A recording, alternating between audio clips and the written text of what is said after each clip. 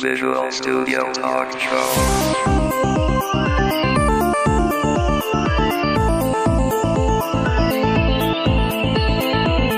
Visual Studio Talk Show est une présentation de la communauté .NET Montréal et de .NET Expertise. Visual Studio Talk Show. Bienvenue à une nouvelle émission du Visual Studio Talk Show. Le podcast où on discute d'architecture logicielle avec la plateforme Microsoft.net. Mon nom est Mario Cardinal, je suis avec Guy Barrette. Salut Guy. Bonjour Mario, ça va bien? Oui, très bien. Guy, souvent on enregistre dans les bureaux du crime, mais pas ce soir parce qu'on profite du fait qu'on a juste une introduction à faire parce que on va vous expliquer qu'on va vous présenter une entrevue que j'ai réalisée il y a presque un mois maintenant, là, lorsque j'étais à Teched, avec Olivier Bloch. Donc, le sujet aujourd'hui, c'est les systèmes embarqués, donc ça sera dit. Mais on est dans les bureaux de Microsoft parce qu'on profite de l'occasion qu'on a notre bon ami Étienne Tremblay qui fait une présentation sur les nouveautés de Team System 2010. Oui, absolument.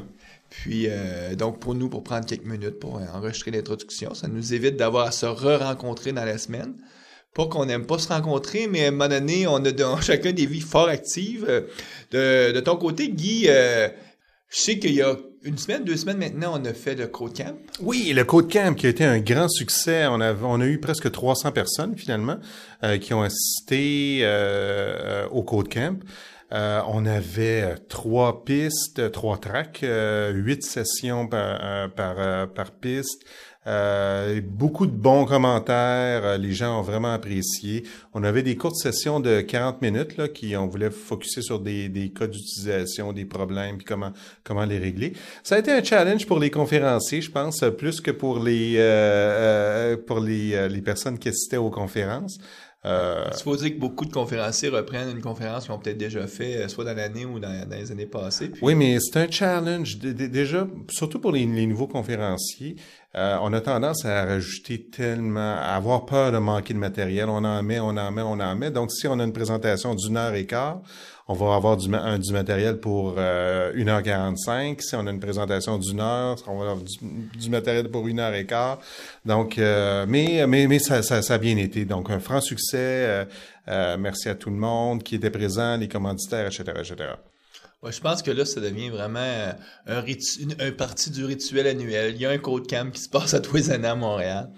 Nous, Guy, on se prépare là, pour aller à l'Université du USC, qui est une des conférences à Paris à la fin du mois, 1er 2 juillet. Oui, on va aller voir nos cousins parisiens, quoi! Puis Guy, d'ailleurs, il me faisait remarquer hier par courrier, prends pas trop d'engagement d'enregistrement de podcast pendant qu'on va être là-bas, parce qu'on veut quand même pas vivre... L'an passé, on a fait trop de podcasts. C'était un peu... trop, c'est durant la semaine. Je pense qu'on en a fait 9, mais ça a été l'occasion de faire des rencontres extraordinaires aussi. Là. Mais trop dans le sens que on finissait nos journées, on avait vraiment nos journées dans le corps, comme on dit en bon québécois, c'est-à-dire qu'on était fatigué parce que ça peut sembler... en tout cas, les gens peuvent penser que c'est facile de faire des enregistrements. Oui, il y a un côté facile, mais il y a un côté quand même si t'en fais 2, 3, 4 heures d'enregistrement par jour, à la fin, t'es fatigué parce que ton cerveau est toujours en activité. Ceci étant dit, aujourd'hui, c'est un enregistrement qu'on vous présente qui a été réalisé il y a un mois. Dans le cadre de Teched USA? Oui, c'est ça. J'étais un des speakers là-bas. Puis, on va expliquer d'ailleurs comment... Notre invité, Olivier Bloch, comment moi et lui, on a fait connaissance originalement. Donc ça, je vais laisser le loisir je vais vous laisser le loisir d'écouter dans l'enregistrement pourquoi on s'est rencontrés. Puis, donc, c'est sur les systèmes embarqués. Puis comme j'expliquais à Guy, moi, je pense que ça ne peut pas d'être plus actualité pour notre auditoire parce que le but des gens de systèmes embarqués, c'est de vous convaincre que ça peut être un chemin facile pour les développeurs .NET de migrer vers le monde embarqué. Donc, on sait que si on est par exemple un développeur qui avait une expérience Visual Basic 6, Windows Form, ben là, c'est soit qu'on fait le chemin d'apprentissage vers Silverlight, WPF, le monde web, parce que c'est vers là que tout s'en va, en tout cas pour le monde applicatif, ou Un autre chemin possible, c'est peut-être de se rediriger vers les systèmes embarqués qui, malgré ce qu'on en dit, ne sont pas si embarqués que ça. Il y a un côté très glamour à la chose, donc c'est ce que Olivier nous présente dans son entrevue. Donc, laissons-nous convaincre par Olivier. Nous sommes à TechEd. Je suis accompagné de Olivier Bloch, qui est un programme manager pour le développement embarqué avec la plateforme.net. Est-ce que je décris bien ton rôle, Olivier? Alors, mon rôle exact, c'est je suis un technical evangelist au sein de l'équipe et du groupe produit Windows Embedded. Donc, je vais évangéliser le développement embarqué, non seulement .NET, mais aussi natif, et le développement de systèmes d'exploitation, et pas uniquement d'applications pour les terminaux embarqués. C'est le sujet d'ailleurs qu'on va couvrir aujourd'hui. Juste pour la petite histoire, l'an passé, on était à TechEd, c'est une grosse conférence annuelle qu'a Microsoft, TechEd US, mais il y a aussi TechEd en Europe, TechEd un peu partout à travers la planète. Et l'an dernier, moi je suis conférencier, et Olivier aussi, t'es conférencier. On n'est pas du tout dans les mêmes tracks. Moi, je suis en architecture, toi, t'es plus dans les systèmes embarqués, mais il y a quand même une salle commune où tous les speakers peuvent aller se reposer ou en tout cas se connecter à l'Internet puis être en mesure de pouvoir finaliser ou reviser leur slide. Puis à l'époque, je t'avais entendu parler en français. Et ça m'avait pris deux petites secondes et je m'étais levé, j'avais été te voir en disant tu parles français? Là, tu m'avais regardé avec un air un peu bizarre. Oui, un peu comme est-ce que tu le baladis? Je le fais pas exprès. Puis je t'avais expliqué à l'époque que je faisais un podcast, puis qu'on avait eu justement des courriers de certains de nos auditeurs qui nous demandaient si on pouvait couvrir les systèmes embarqués. Puis malheureusement à l'époque, l'an dernier, c'était pas possible qu'on puisse faire le podcast là. On s'était comme donné rendez-vous un peu plus tard dans l'année parce que on avait convenu qu'on se reverrait au PDC, qui a eu lieu maintenant il y a 6 mois. Puis malheureusement, t'as un horaire chargé, Olivier, parce qu'on s'est rendu compte que tu serais pas au PDC, mais que tu serais à Berlin à l'époque, dans une autre conférence sur les systèmes embarqués. Puis on n'a pas eu la chance un peu plus tôt de se voir au MVP Summit à Seattle, parce que là, toi, tu étais à l'extérieur. Tout ça pour faire une histoire courte, on se retrouve un an plus tard à faire notre enregistrement qu'on aurait voulu faire depuis déjà plusieurs mois. Mais tout ça étant dit, c'est peut-être une bonne chose parce que ça nous permet de parler les dernières avancées dans la plateforme. La formule d'émission, Olivier, elle est simple. C'est on veut vraiment que les gens connaissent nos invités, pas juste le sujet. Donc, on fait toujours une partie biographie. Tu parles français. À l'accent, on se rend compte que t'es pas du Québec, mais plus de Paris. Exactement. De la région parisienne, en fait. Mais tu demeures maintenant à Seattle parce que tu travailles chez Microsoft depuis au moins combien d'années t'es à Seattle? Donc, je suis depuis 1 an sur Seattle et en fait j'ai travaillé 2 ans au préalable en France, à Paris pour Microsoft France. Toujours dans les systèmes embarqués? Toujours dans les systèmes embarqués. Alors si on remonte plus loin, j'ai commencé à travailler sur les systèmes embarqués à l'école, en école d'ingénieur. J'ai fait l'Institut supérieur d'électronique de Paris. Et j'y ai choisi une option très intéressante qui s'appelait architecture de système temps réel. C'était la seule option dans l'école qui proposait à la fois de l'informatique et de l'électronique. Et j'étais plutôt du genre à vouloir retrousser mes manches et à mettre mes mains dans le cambouis, et j'aimais bien aussi l'informatique. Il faut comprendre que quand tu étais plus jeune, tu avais des kits d'électronique et tu t'amusais avec l'électronique, ou c'était une découverte sur le tard à l'université? J'étais plutôt du genre à démonter mes jouets, à regarder ce qu'il y avait dedans, et ça m'amusait quand il y avait un petit peu d'électronique dedans. Donc j'avais mon petit fer à souder, donc je faisais mes petits micro-espions, je faisais mes petits bricolages, et ça m'a toujours vraiment passionné. Pour une simple et bonne raison, c'est quand on développe un système embarqué, quel qu'il soit, que ce soit un petit micro-espion ou que ce soit un terminal de type point of service ou navigation, en général, on voit le projet de bout en bout. Depuis l'architecture, le développement du système d'exploitation, le développement du hardware, et derrière, on voit le tout se mettre ensemble et se mettre à fonctionner pour finir par être un produit qui va être mis dans une boîte et vendu. Et les équipes sont en général petites parce que c'est un domaine dans lequel on va travailler à 2 ou 3 sur le système d'exploitation. Les équipes logicielles vont être aussi 2 ou 3. Ce sont des systèmes très spécialisés, donc on va faire une application très dédiée, très spécialisée. Et du coup, on a des petites équipes. Et du coup, tout le monde participe à toutes les phases et on se retrouve à vraiment réellement voir le produit final de tous ces efforts, alors que dans d'autres domaines, on aurait plutôt tendance à en voir des petits bouts, à être affecté à une petite tâche, et on a un petit peu du mal à se rendre compte de l'impact qu'a son propre que l'on a avec notre travail. En fait, on est une petite part de quelque chose, alors que là, dans le système embarqué, on arrive beaucoup plus à vraiment appréhender où on va, ce qu'on fait, et au final, on a ce petit joujou. Comme tu le dis, embarqué, ça veut dire que ces systèmes-là sont embarqués dans quelque chose de plus vaste. Finalement, des systèmes embarqués, on en a à tous les jours une multitude autour de nous, que ce soit dans les micro-ondes, les réfrigérateurs, les automobiles, partout. Même peut-être que on serait surpris de se rendre compte qu'il y a peut-être plus de systèmes embarqués puis de code écrits pour ces petits systèmes embarqués-là au total que de lignes de code écrits pour des applications à la Windows sur la planète. Exactement. Ben, je confirme. On a des statistiques qui montrent qu'en 2010, on s'attend en une année à avoir plus de 3 millions de terminaux embarqués vendus en une seule année. 3 milliards de terminaux embarqués vendus en une seule année. Ça, c'est plus de nœuds qu'Internet, presque. C'est plus, il y aura plus en une année en 2010 de devices vendus que de PC depuis l'existence du PC. 3 milliards! 3 milliards de devices en une année. Wow. C'est énorme. En fait, un système embarqué, c'est un système qui a du logiciel et qui n'est pas un PC. Donc aujourd'hui, on va faire le plein à la station essence, on va tirer de l'argent à un guichet automatique, on va faire ses courses, on passe à la caisse, on va utiliser son téléphone mobile, utiliser son GPS, on va rentrer à la maison, on va allumer la cable box pour accéder à la télévision. Tous ces systèmes-là sont des systèmes embarqués, il y a du logiciel dedans, il y a de plus en plus souvent aussi un système d'exploitation. Jusque-là, on avait des bouts de logiciel sur des composants programmables. Et maintenant que les terminaux embarqués ont de plus en plus de fonctionnalités, le téléphone mobile c'est un très bon exemple. Aujourd'hui, il n'est pas possible d'acheter un téléphone qui fait pas appareil photo. Mais c'est où la frontière, justement?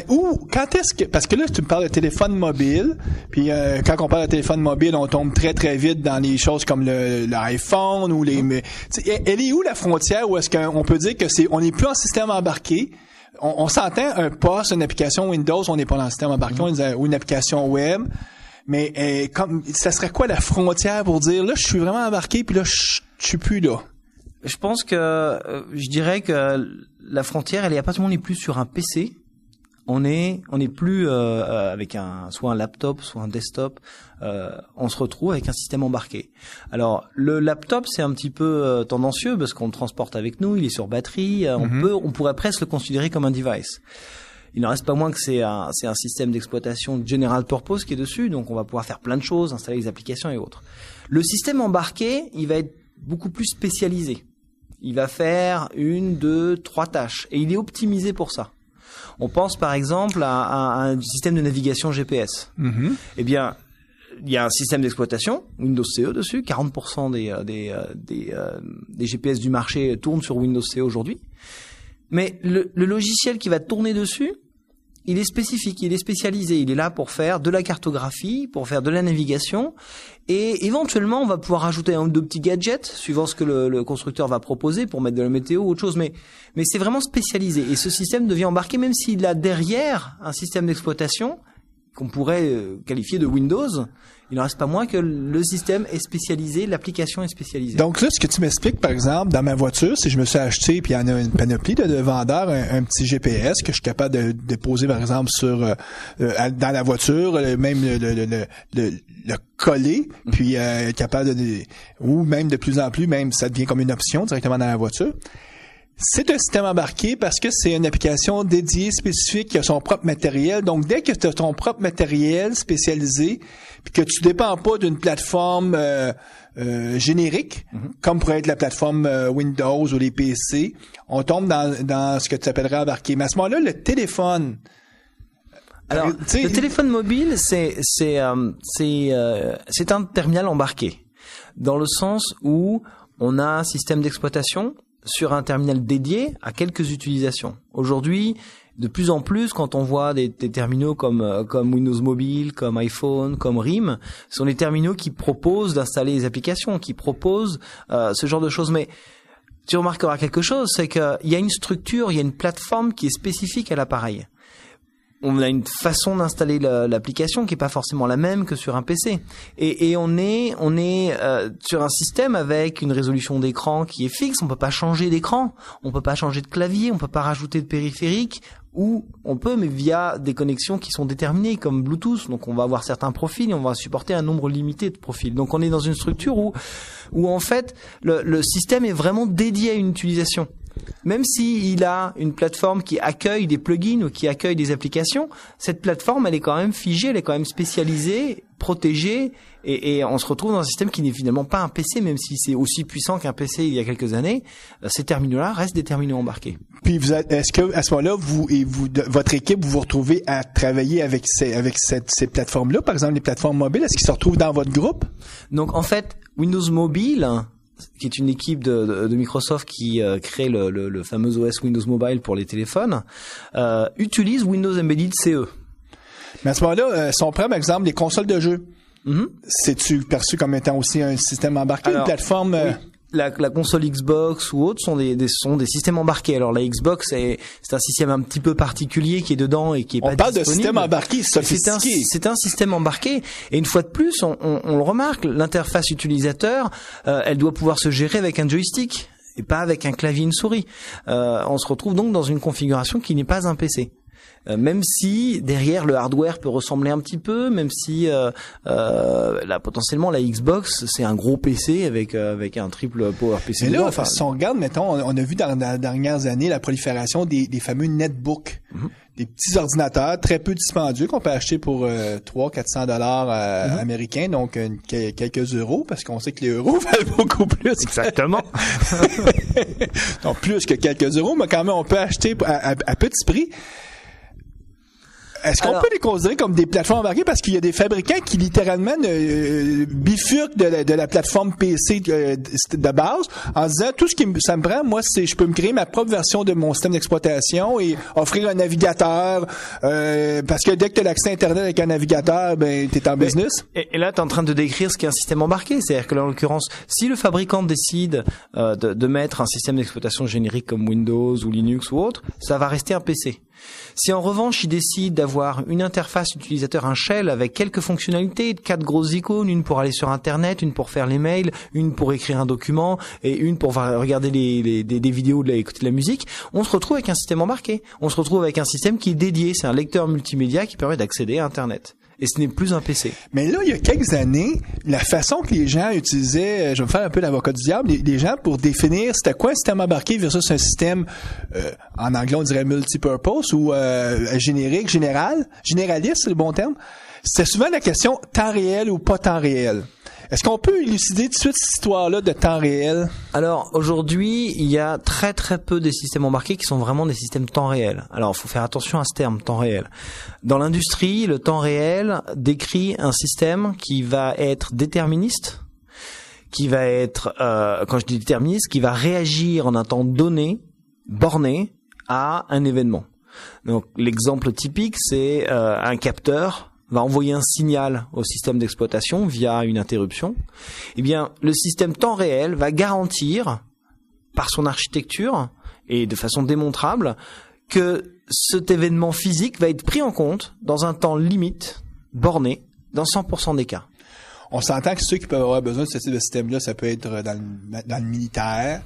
Ça peut être aussi dans les systèmes où là la sécurité, par exemple les centrales atomiques ou hydroélectriques, où là l'enjeu temporel est fondamental. Tout à fait. Mais comme tu disais, il y a pas beaucoup de systèmes où ce requis-là est vraiment nécessaire. Il n'y en a pas énormément. Alors il y en a quand même quelques-uns, ou alors ça va être dans des parties de certains composants. Par exemple, un téléphone portable, la couche radio est contrôlée par une partie temps réel. Parce que il faut qu'on synchronise les signaux, et c'est des signaux qui vont être synchronisés à la microseconde pour que ce soit audible, et on a besoin donc d'avoir des temps de réaction qui sont de la microseconde. Est-ce que ce serait vrai aussi avec les systèmes GPS, qu'il y a une petite partie pour être vraiment sûr qu'on est dans au même endroit pour faire la triangulation? Non, parce que le GPS il va y avoir un facteur humain qui va faire que il est acceptable sur un système GPS qu'on soit 1 mètre à côté de la plaque.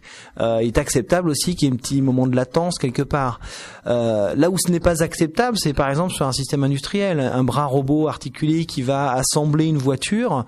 Il faut non seulement qu'il soit synchronisé avec le tapis roulant ou avec le déplacement de la voiture, mais il faut aussi qu'il soit capable de s'arrêter s'il y a quelque chose qui va pas. On va pas détruire la chaîne de production et l'arrêter complètement sous prétexte qu'à un moment donné quelqu'un a éternué et que ça a déplacé d'1 millimètre une pièce. Donc il faut que le robot il soit capable de réagir dans des temps vraiment minimes. Il va être très rapide, il va se déplacer très vite. Si quelque chose bouge alors qu'il est en train d'introduire une pièce dans une carcasse de voiture, il va falloir qu'il s'arrête immédiatement. Et quand on dit immédiatement, c'est de la milliseconde, de la microseconde. Quand on avait discuté un peu préalablement en s'échangeant quelques courriers, une des questions que je m'étais posée, c'est pourquoi c'est important? Et puis, t'as déjà donné une partie de la réponse. Quand on parle de 3 milliards de petits bidules, c'est beaucoup de... Il y a beaucoup d'argent associé à ça. Puis, moi, je suis un peu curieux. Avant qu'on traite plus en détail la plateforme et ces choses-là, on sait que Microsoft... essentiellement, ils ont toujours divisé le monde. D'un côté, tu as la partie serveur, ce qui est dans le back-end, ce qui est en arrière, et tu as ce qui est les frontaux, les clients. Donc, on s'entend, là, les Windows, les applications web, les Silverlight de ce monde, tous les téléphones intelligents, ces choses-là. La façon dont tu décris ça, c'est que tout ce qui est à terme, surtout avec maintenant que de plus en plus les systèmes d'exploitation comme Windows, tout ça, vont tendre à... je dirais pas disparaître, mais vont tendre à devenir de plus en plus très verticalisés, c'est-à-dire très spécialisés. Donc, à terme, est-ce qu'on ne va pas se retrouver que tout ce qui sont des applications clients pour se connecter sur la partie serveur qui va résider sur le cloud va être presque tout le temps des systèmes embarqués? Alors la division Windows Embedded serait très contente d'entendre ça chez Microsoft. Évidemment, Microsoft fait une grosse partie de son business sur le serveur et le poste client. Parce qu'on s'entend qu'il y a une grosse partie des systèmes embarqués qui n'ont pas de connectivité vers Internet puis qui n'ont pas besoin de ça. Exactement. Mais il y a aussi beaucoup de ces systèmes-là qu'on veut qu'ils se connectent parce qu'ils doivent renvoyer une information à un central quelconque. Puis à partir de cette information-là, il y a une intelligence qui va être nécessaire pour satisfaire d'autres besoins d'affaires. En fait, pour répondre à cette question, je pense qu'on peut remonter il y a 12-13 ans. À l'époque, on avait Windows 95 qui était disponible, MS-DOS que beaucoup de gens utilisaient. Et en fait, Microsoft avait fait une grosse étude sur l'utilisation de ces systèmes. Et a remarqué que le monde de l'embarqué était en train d'évoluer et qu'il y avait de plus en plus de logiciels et de moins en moins d'électronique. Aujourd'hui, on en est à un stade où on a des processeurs, des chips, qui sont capables de faire plein de choses. On embarque sur un petit bout de silicone plein de fonctionnalités qui vont permettre de résoudre des problèmes que résolvait l'électronique avant. Ça coûte beaucoup moins cher de le faire en soft que de le faire en dur. Exactement. Et ce qui veut dire que beaucoup de gens ont commencé il y a 20, 15 ans, ont commencé à utiliser le logiciel et se sont dit bon, là, il y a des plateformes qui existent. Est-ce que je vais pas les utiliser? Est-ce que je vais pas utiliser Windows, par exemple, pour faire une caisse enregistreuse? Comme ça, je vais pas passer vraiment beaucoup d'énergie à créer des drivers, à créer des couches basses. Je vais juste installer Windows sur un PC durci, industriel, et je vais faire une application dessus. Et je vais mettre de l'effort dans cette application. Donc je vais la rendre plus utilisable, plus connectée. Elle va être en contact direct avec une base de données. Elle va me permettre donc d'être en contact avec mon stock. Et donc sur la caisse enregistreuse, je saurai si l'item que je viens de scanner, c'est le dernier du stock ou pas. Donc on va pouvoir ajouter de la fonctionnalité qui fait du sens grâce au logiciel, parce qu'au lieu de passer du temps à réinventer la roue et à refaire un système d'exploitation, on va être capable d'utiliser quelque chose d'existant. Donc, il y a 13 ans exactement, on a fait un état des lieux, on a vu que beaucoup d'acteurs du monde de l'embarqué utilisaient nos technologies, MS-DOS, Windows, sur des systèmes, et passaient beaucoup de temps à essayer d'élaguer un peu ces produits-là. Parce qu'ils s'en vantaient pas trop qu'ils utilisaient MS-DOS. Non, tout à fait. Et puis d'ailleurs, aujourd'hui, il y a encore beaucoup de caisses enregistreuses qui fonctionnent sur MS-DOS. Mais Après, ils sont passés à Windows parce qu'il y a la partie graphique avec les écrans tactiles qui sont vraiment très importants, qui apportent beaucoup dans ce domaine-là. Et passant à Windows, ils ont commencé à passer beaucoup de temps à élaguer le système. On a un système monolithique avec plein de services, plein de drivers. C'est un système généraliste. C'est Windows. Windows tourne sur tous les PC de la planète, au sens PC du terme. Donc ça embarque plein de choses. Un système embarqué, va pas avoir besoin de tout ça. Donc ils passaient beaucoup de temps à élaguer tout ça. Donc Microsoft s'est dit, il y a quelque chose d'intéressant à faire là. Quelqu'un chez nous qui s'appelle Bill Gates, qui a en général des idées pas trop mauvaises, et qui a dit mais ce serait bien de fabriquer un système d'exploitation que l'on va pouvoir construire from scratch, qu'on va pouvoir agréger. On a un catalogue de composants, on va pouvoir les agréger pour fabriquer un système d'exploitation. Et on ne va plus passer du temps à essayer d'élaguer un gros système monolithique. On va partir de rien et on va constituer, comme avec une boîte de Lego, son propre système d'exploitation. Tout ça basé sur la technologie centrale de Microsoft qui est Windows. Alors, Windows CE, qui est ce système qu'on a commencé à développer, n'est pas basé sur Windows. Ah, c'est une réécriture. C'est une réécriture. Et c'est donc Windows Embedded CE aujourd'hui. Ce système d'exploitation, on le développe depuis 13 ans. C'est un système parallèle qui n'a de Windows que le nom. Ah. L'architecture est différente. C'est un système qui est temps réel, il est déterministe. On va avoir un footprint qui va être d'un maximum de 10-20 mégaoctets. Donc, quand tu dis footprint, là, t'as pas besoin de plus que 20 ou mégaoctets de mémoire statique, par exemple, puis t'es capable de tout installer. Tout à fait. Parce que souvent, t'as même pas de disque rigide dans ces... En fait, il y a même pas d'installation à faire. Le système d'exploitation tient dans cet espace mémoire, en général en mémoire flash. Il va être chargé en RAM au moment du démarrage de la machine. La machine va démarrer en quelques secondes. Et on se retrouve avec un système d'exploitation. Beaucoup plus rapidement qu'un Windows Server. Beaucoup plus rapidement parce que on n'est pas en train de monter 3 tonnes de services, on n'est pas en train de monter 3 tonnes de drivers, on monte exactement ce dont on a besoin. Et donc, Windows Embedded CE a été développé il y a 12-13 ans. Il tourne sur différentes architectures. Pas que les architectures PC x86, mais il tourne aussi sur des processeurs ARM, des processeurs MIPS ou SH qui permettent d'avoir des devices qui tournent sur batterie, qui chauffent pas, qui consomment moins d'énergie. Mais en parallèle... Mais juste pour ma connaissance, la connaissance de nos auditeurs, pas juste moi, vous avez combien de plateformes aujourd'hui que vous supportez? Parce qu'au début, il y avait, je me souviens, il y avait les ARM, les x86 forcément, mais aujourd'hui, vous avez plus que ces deux plateformes-là, j'imagine. Donc aujourd'hui, Windows CE supporte x86, ARM, MIPS et SH. Donc, sont finalement, on vient de couvrir quoi, 80% des processeurs embarqués. 80, on va dire 95%. 95% des processeurs embarqués. Sachant qu'aujourd'hui, la grosse tendance, c'est les processeurs ARM. On est, les fabricants fabriquent tous. Maintenant, tous les téléphones mobiles sont sur de l'ARM. Les GPS sont sur de l'ARM. C'est ça, c'est 32 bits. On parle de système 32 bits. Tu sais, c'est comme c'est l'équivalent des processeurs qu'il y avait dans les mainframes des années 60 là. Aujourd'hui, on a dans la poche, dans son GPS, on a quelque chose qui est plus puissant qu'un PC d'il y a 5-6 ans. C'est des machines qui sont très très puissantes. On se trouve avec des machines à 800 MHz. Alors ça paraît pas énorme pour un PC, mais pour un système embarqué qui va faire que ça, il y a beaucoup de cycles de CPU qui sont pas utilisés. Bon, on s'en fout parce que de toute façon, ça coûte tellement peu cher de se procurer ces types de processeurs-là que c'est mieux de prendre ça que d'essayer de rebâtir autre chose. Exactement. Et en plus de ça, ça permet de faire quelque chose qui est d'avoir une plateforme hardware qui est en avance en termes de capacité et de rajouter de la fonctionnalité dans le logiciel que l'on peut mettre à jour. On voit le Zune, c'est un très bon exemple, le Zune. Le Zune, dans sa première version, Zune 1, avait un certain nombre de fonctionnalités. Eh bien, on a fait évoluer le logiciel sans toucher la plateforme hardware. Et on a apporté des nouvelles fonctionnalités. Et les utilisateurs pouvaient juste réinstaller le firmware en utilisant le logiciel de synchronisation, sans avoir besoin de toucher au hardware et se retrouver avec un nouveau Zune.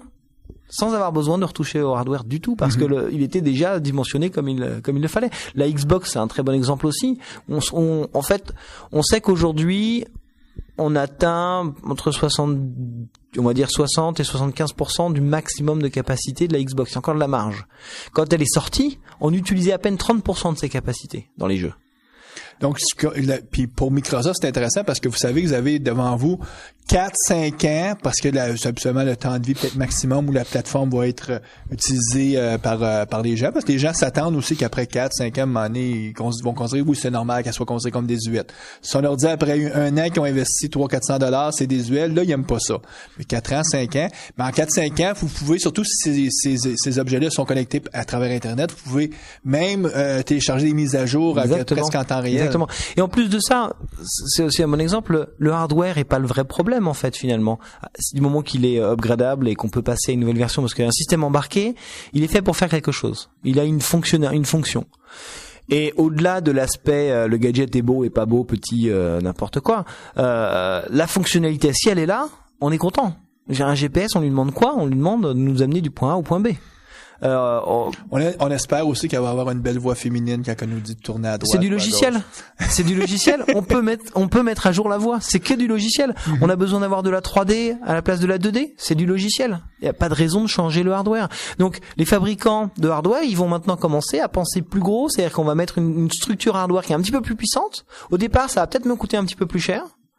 Mais au final, je vais être capable d'être plus compétitif parce qu'en faisant une mise à jour du logiciel, je vais rapporter quelque chose de nouveau à mon utilisateur. C'est pas tous les systèmes embarqués où on prend ce choix-là. Il y a quand même encore une panoplie de systèmes embarqués, tout ce qui est microcontrôleur, que je pense pas que Microsoft cherche à adresser comme type de marché, qui se programme encore en C ou en très bas niveau. Nous, on a fait une émission il y a maintenant quelques mois avec l'inventeur d'un langage orienté-objet pour les systèmes embarqués, le langage B#, avec Michel de Champlain, où est-ce qu'il nous expliquait ça, qu'il y a une panoplie de microcontrôleurs 16 bits qui à l'époque était 8 bits, mais qui ça aussi, il y a des millions de lignes de code de ce type-là, mais Microsoft cherche pas à adresser ce marché-là. On ne cherche pas à aller de ce côté-là pour une simple et bonne raison, c'est que le coût aujourd'hui des processeurs 32 bits, il chute. Le coût de la mémoire chute aussi. Et donc on se retrouve avec nos systèmes d'exploitation embarqués. Donc j'ai cité Windows Embedded CE qui est le premier, et je parlerai par la suite des autres. On se retrouve avec des systèmes qui peuvent maintenant tourner sur des CPU qui sont pas chers. Quand tu dis pas cher, là, pourquoi? Pour quelques dollars, on est capable d'avoir une plateforme? Pour quelques dollars, on est capable d'avoir un chip qui fait tourner Windows CE. Après, il faut rajouter la mémoire, il faut rajouter un peu de mémoire flash. Après, il faut éventuellement rajouter des connecteurs. Quand tu as sorti 10 €, tu as une plateforme. Là aujourd'hui, on peut sortir des plateformes. Enfin, ça dépend de ce qu'on fait comme périphérique, bien sûr, comme terminal. On peut sortir des plateformes à 10-20 € qui ont un CPU et qui ont un système d'exploitation riche. On s'entend, si on prend par exemple un Xbox, ça coûte pas 10-20 €. Là, la plateforme est tellement plus sophistiquée qu'elle coûte. Là, on a, oui, la Xbox, on a de l'accélération graphique, on a énormément de systèmes de refroidissement, on a donc là, en effet, on se retrouve sur un. Mais une fois de plus, le coût de revient d'une Xbox est moindre que le prix de revient d'un PC, par exemple. D'ailleurs, c'est pour ça que Microsoft barre le système, parce qu'il y avait des petits intelligents qui se disaient, hey, si je le débarre, je vais m'en faire un PC à moindre coût, hein. Donc. Mais là, on a un gros avantage avec la Xbox, c'est qu'elle tourne sur du PowerPC, et donc on peut pas faire tourner un Windows dessus. C'est pas de l'architecture PC, donc. Non, mais c'était surtout les gens qui aiment le système d'exploitation Linux. Très bien. Voilà, je vois très bien. Donc en fait, on a ce système d'exploitation Windows Embedded CE dédié pour les systèmes qui ont pas beaucoup de place mémoire, qui vont tourner sur des CPU qui vont être sur batterie, etc., etc. Ça existe depuis la fin des années 90. Exactement. Et là aujourd'hui, vous êtes rendu à une version. On en est à la version 6 R2. Donc on a fait une release l'année dernière avec des nouvelles features. Et donc ça c'est pour ce qui concerne Windows Embedded CE. Et je vais venir après sur la plateforme .NET sur CE parce qu'on a un support .NET dessus. Mais finissons de faire toute la panoplie des plateformes. Exactement. Donc ça, c'est notre version, c'est notre système d'exploitation modulaire. Il est fourni en code source. Windows CE, on a le code source du kernel. On peut le modifier quand on fabrique un device. On peut redéployer les modifications. On compile le système d'exploitation pour un hardware spécifique. Après, on a un autre produit qui s'appelle Windows Embedded Standard, qui est en fait une version modulaire de Windows. Donc on a pris Windows XP Pro avec le service Pack 3 pour la dernière version. On l'a explosé en 12-13 000 composants. Et on a un outil qui permet 12-13 000 composants. Sachant que dans les 12-13 000, la plupart sont des drivers. OK. Et c'est comme ça qu'est Donc, composé il y a une Windows. centaine de composants principaux. On est dans ces eaux-là, on va avoir sur les 12-13 000, on va avoir quelque chose comme 10 000 drivers, et le reste, ça va être des applications et les composants du système. Mais c'est exactement de ça qu'est constitué un système d'exploitation Windows aujourd'hui. Oui, et comme c'est Windows un doit ensemble de s'installer modules. sur tous les PC, il faut qu'il y ait tous les drivers dedans. Windows Update aide bien pour ça, mais il faut quand même qu'il y ait tous les drivers pour pouvoir au moins démarrer quelque chose qui va se connecter à Internet pour faire Windows Update. Donc en fait, on a explosé Windows XP Pro Service Pack 3 en 12-13 000 composants, et on a un outil qui permet d'agréger ces composants. Alors j'ai besoin d'avoir un display, j'ai besoin d'avoir du support pour la pagination, non, j'ai besoin d'avoir Internet Explorer ou pas, j'ai besoin d'avoir Media Player ou pas, j'ai besoin d'avoir tel type de driver.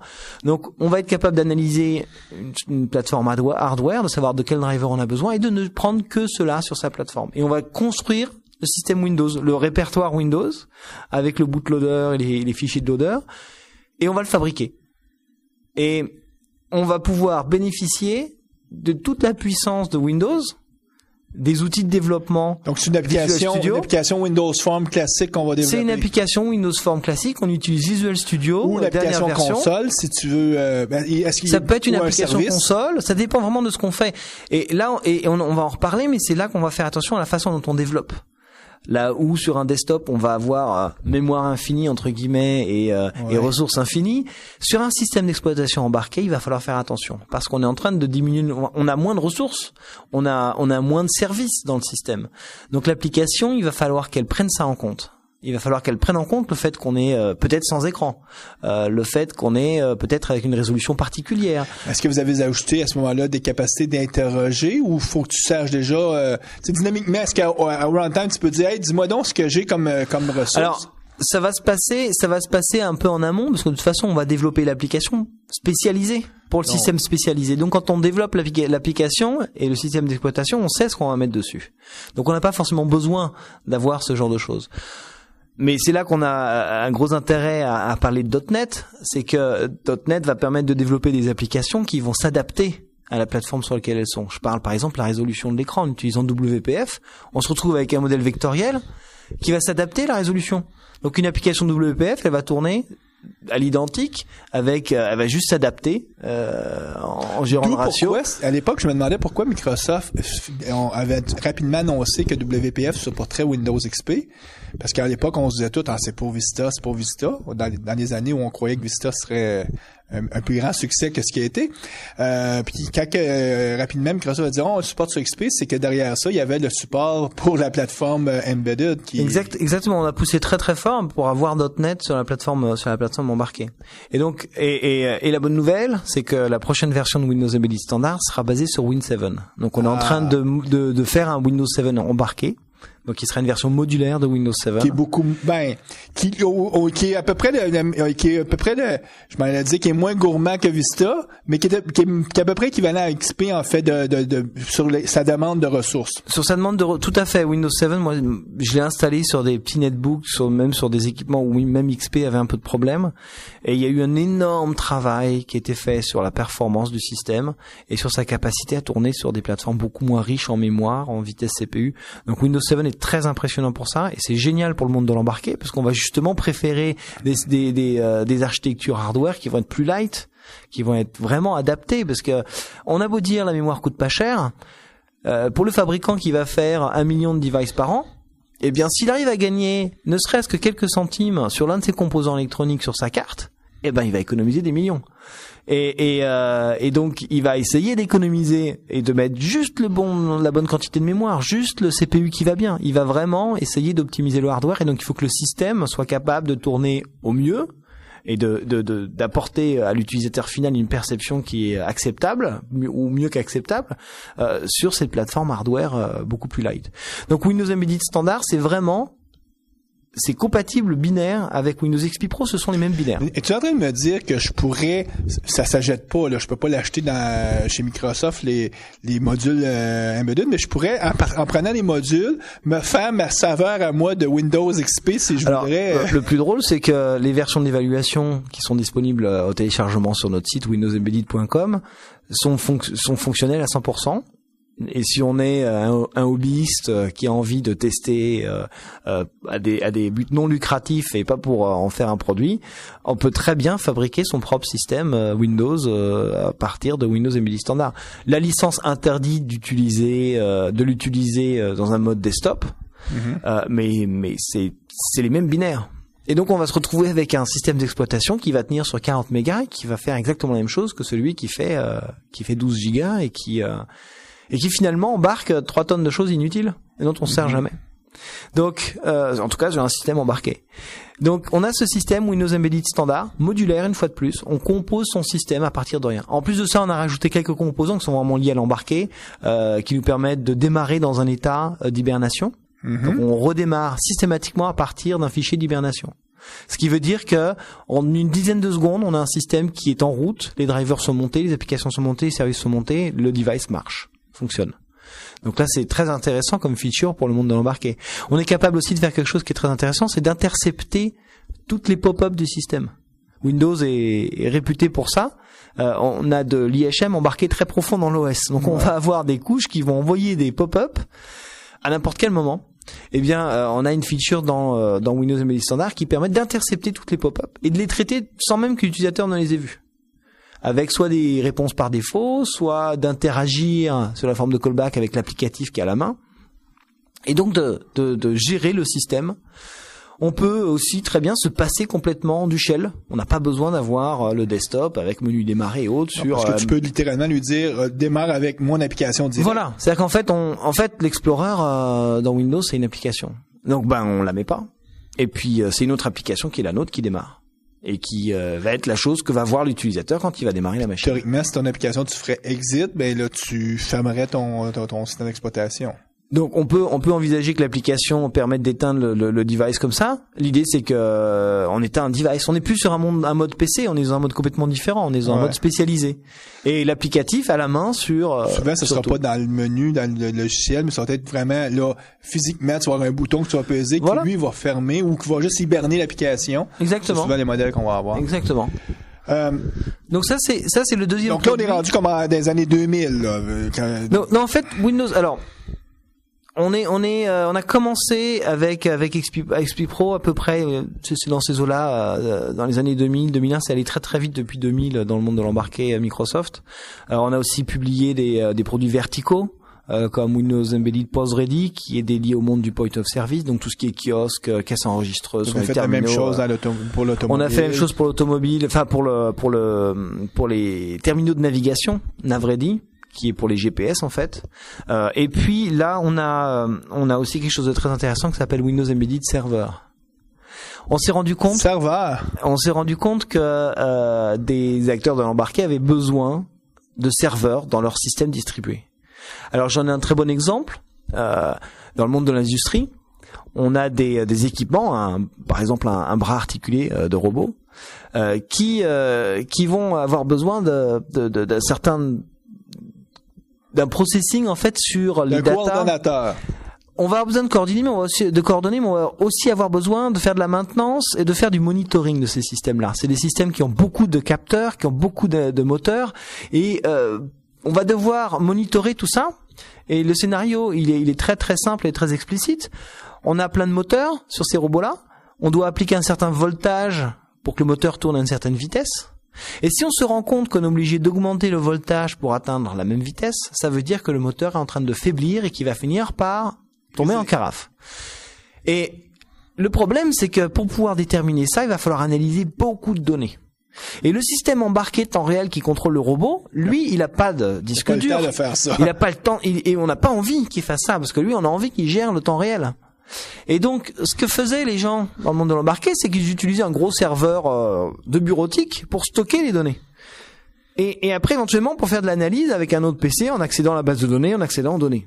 Mais finalement, ils avaient un serveur, un Windows Server, et ils s'en servaient que pour ça.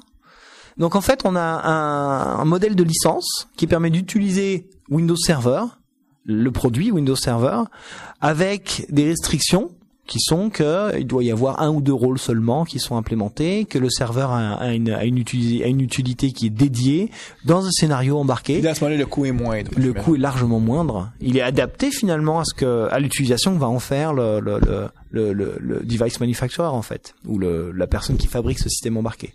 Donc on a cette nouvelle licence, on l'a annoncé il y a quelques mois seulement, qui permet d'utiliser Windows Server dans le monde de l'embarqué. Elle est basée sur Server 2003? Server 2008. Ah, Server 2008. Server 2008 qui est donc disponible dans ce modèle de licence là. Donc là on se retrouve avec des systèmes d'exploitation Windows Embedded, depuis les capteurs, sensors, avec Windows CE qui est capable de faire du temps réel, de contrôler des petits trucs comme ça, jusqu'au serveur, en passant par l'intermédiaire qui sera Windows Embedded standard que l'on peut modulariser pour faire le pont entre les deux, et on est capable d'avoir donc une solution avec une plateforme commune Windows. Puis là, Microsoft a même identifié, comme tu dis, des marchés verticaux où est-ce qu'il y avait assez de demandes qui se sont dit, oups, il y a de l'argent à faire. On parle entre autres tout ce qui est l'automobile, les GPS, et est-ce que ce serait faux de considérer que toute la mobilité, c'est comme un marché vertical? C'est un marché vertical. C'est une équipe à part, parce que c'est un gros marché vertical. Donc c'est une équipe à part, mais c'est les consoles de jeu, c'est la même chose. Les consoles de jeu aussi, le Zune, c'en est un aussi, c'est un marché vertical. Alors parfois on décide d'y aller avec carrément un device, et parfois on y va avec une solution logicielle comme Windows Mobile, ou comme POSReady ou NavReady, où on fournit en fait aux fabricants de terminaux les outils pour fabriquer un système d'exploitation générique entre guillemets qui va permettre d'avoir une application qui va tourner sur tous les devices Windows Mobile de la planète sans avoir besoin d'avoir des particularités par rapport au hardware. Et donc en fait on se retrouve avec des systèmes d'exploitation qui vont adresser différents types de besoins, mais on va avoir quand même des points communs qui vont nous permettre en fait de mettre en place des architectures distribuées, des solutions globales, avec des technologies de type .NET, avec des technologies qui sont communes à toutes ces plateformes embarquées. Là, moi, je vais faire encore l'avocat du diable. Je vais prendre la mobilité, parce que dans la dernière année, avec la venue puis la prolifération du iPhone, on s'est rendu compte qu'il y a des fonctionnalités qu'on prend pour acquis maintenant, que ça soit juste la capacité manuelle avec nos doigts de manipuler. C'est pas quelque chose que vous fournissez, vous, dans la plateforme embarquée. Donc, c'est l'équipe mobilité qui doit faire ça. Elle doit rajouter ces fonctionnalités-là. Donc, il y a comme un cœur que vous fournissez, mais il y a un paquet d'autres services qu'eux doivent être responsables de développer. Puis on se cachera pas. Moi, en tout cas, personnellement, moi, je trouve qu'ils ont pris un certain retard, en tout cas, de mobilité. Tout à fait. Je suis entièrement d'accord avec ce que tu viens de dire. Et j'irais même au-delà. En fait, on va, dans les équipes embarquées, fournir cette plateforme et ensuite identifier par la suite les verticaux, mais éventuellement identifier les technologies et les fonctionnalités qui sont utilisées, éventuellement réutilisables ailleurs. Donc c'est très marrant que tu parles du support pour les gestures, pour le fait de faire du flickering sur un écran, de venir parce que frotter. probablement que d'autres systèmes embarqués le voudraient. Alors ce sont des choses que Microsoft pour lesquelles Microsoft a déposé des patents il y a déjà plein d'années. Le multitouch par exemple avec Surface. C'est une licence qui a été déposée il y a quelque chose comme 16 ans. Mais là, tu es en train de me dire Research. que quand je fais du multitouch sur un iPhone, Apple, faut qu'il paye des royautés à Microsoft? Donc non, Apple ne paye pas de royalties à Microsoft, mais Microsoft avait déjà des patents sur le principe du multitouch depuis 16 ans. Et on a des patents sur d'autres choses, donc qu'on a en réserve. Justement pour le monde de l'embarqué, pour le monde du consumer. Donc là, on arrive avec des nouveaux produits là qu'on va bientôt annoncer chez Windows Embedded, ou avec de nouvelles features pour les produits existants, qui vont apporter énormément de choses pour tout ce qui est rendu graphique, animation d'un device, tout ce qui est interaction avec lui. Donc par exemple là, en passant à Windows 7 pour Windows Embedded standard comme plateforme de base, on modularise Windows 7 et du coup on va pouvoir bénéficier de toutes les nouveautés de Windows 7. Windows 7 va fournir le multitouch, va fournir des API pour accéder aux input-output très facilement depuis les applications .NET, depuis les applications haut niveau, va aussi fournir tout un support pour tout ce qui est gesture justement. Donc là, on apporte le support pour Silverlight 3 et autres, où on va avoir avec Silverlight 3 une expérience out of browser pour du rendu vectoriel pour les applications, WPF évidemment. Donc on se retrouve avec énormément de composants qui vont être très très pratiques pour le monde de l'embarqué justement. Et aujourd'hui, là, on a sur notre stand, par exemple, des kiosques qui permettent d'accéder à des informations, double écran tactile, avec une application WPF dessus. Ça tourne sur Windows Embedded Pause Ready, donc système embarqué qui tient sur une centaine de mégas. Il n'y a pas de menu démarrer, il n'y a pas de desktop, il y a juste une application sur le double écran qui a une interface très particulière avec des jolis carrousels animés, des fondus enchaînés, tout ça. Donc on a la puissance de WPF sur un système embarqué. Une caisse enregistreuse sur stéroïde parce qu'elle a un rendu visuel 3D et tout. Exactement. Et en fait, ce n'est pas que beau, c'est pratique. Parce que là, on a ces kiosques, mais on a en effet aussi une caisse enregistreuse sur le stand où on voit que l'opérateur, le vendeur, il va pouvoir bénéficier de ce graphisme avancé pour bien voir si par exemple l'article qui vient de scanner, c'est bien le bon, il n'y a pas eu échange d'étiquette, on voit une belle photo de l'article, c'est explicite, c'est rapide en un coup d'œil et l'opérateur a pu visualiser que c'était le bon article, il n'est pas obligé de lire une ligne en vert sur fond noir dans un coin de l'écran, il a vraiment ça. Et en fait, la beauté du graphisme, elle est pas qu'esthétique, elle est pratique. On devient plus productif. De la même façon, on va être aussi capable de fournir des nouveaux services. Donc le client, quand il passe à la caisse, il voit non seulement les items qui s'empilent, mais là tout d'un coup, il va avoir une publicité qui va apparaître et qui va être liée à ce qu'il vient d'acheter. Parce que la machine est intelligente, elle a la base de données, elle accède au serveur qui est en back-end, elle va pouvoir streamer les vidéos et les diffuser sur ce système embarqué avec des animations, avec de l'incrustation, avec plein de choses.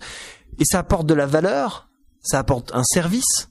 Et ce n'est pas seulement beau, c'est surtout que derrière, il va y avoir du profit. Parce que le client, il va acheter, il va juste peut-être avoir à cliquer là pour rajouter cet item. Et ça va devenir facile pour lui. Là, c'est plaisant. On discute beaucoup un peu même d'approche stratégique de Microsoft, ou en tout cas la petite histoire de comment Microsoft s'est retrouvé par la force des choses dans les systèmes embarqués. Mais Microsoft, une des choses pour lesquelles ils sont reconnus, c'est de fournir le bon outillage, ou en tout cas l'outillage simple. Je pense que tout l'outillage doit être encore basé quand je parle d'outillage, c'est comment programmer les applications, ou même comment, c'est sûr que vous avez aussi des outils pour configurer les systèmes d'exploitation.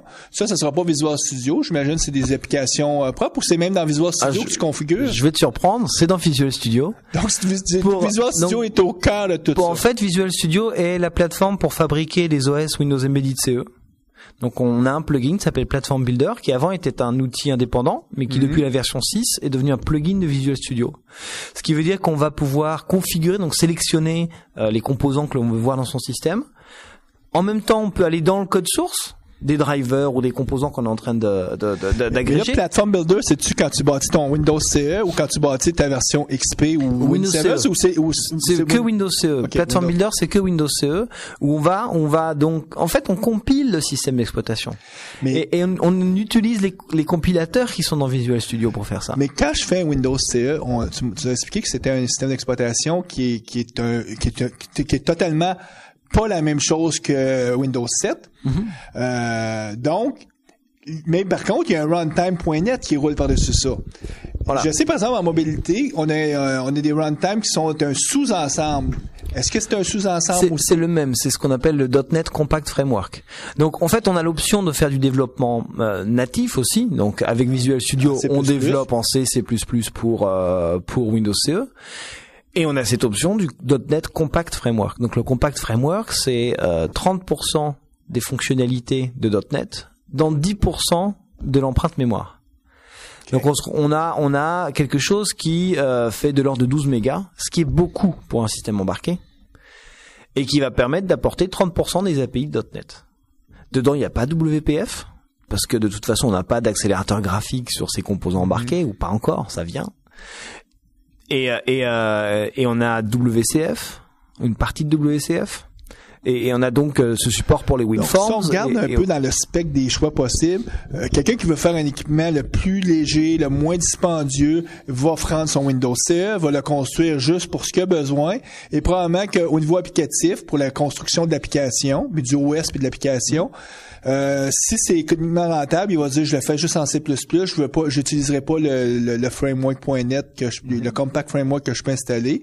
Dans d'autres cas, parce qu'il y a trop de code à écrire, il va dire je vais prendre le compact framework parce que je chauffe, mais ça va me coûter plus cher en mémoire, en mémoire flash, ces choses-là.